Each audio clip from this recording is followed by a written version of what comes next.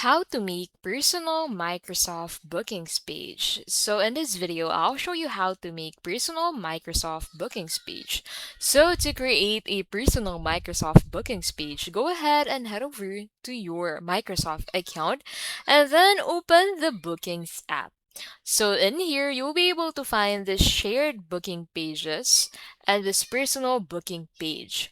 So to make a personal booking page, click on this create booking page at the right side of the share booking pages.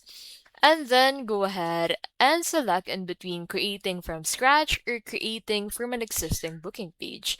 So I'll simply create from scratch and then in here name your booking page. So it could be any name. And then go ahead and add a logo for this booking page. So you can go ahead and upload that from your local drive and then select the business type. So for example, it's for others. So I'll simply set it to others and then set the business hours available for this specific booking. And then click on next.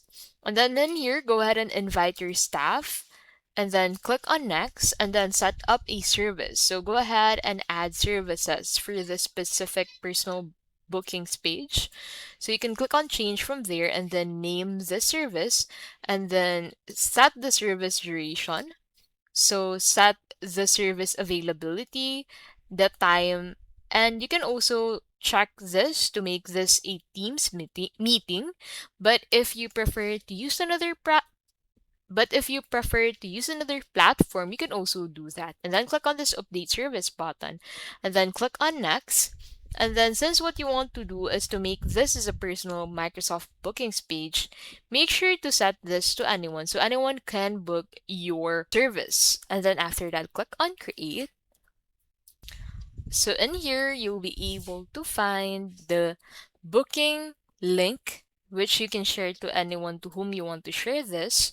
So you can share this via Outlook or copy the link itself and send this to those individuals individually. And then once you click on this Get Started button, you get redirected into that dashboard of that specific booking page. And that is how you can basically make personal Microsoft bookings page.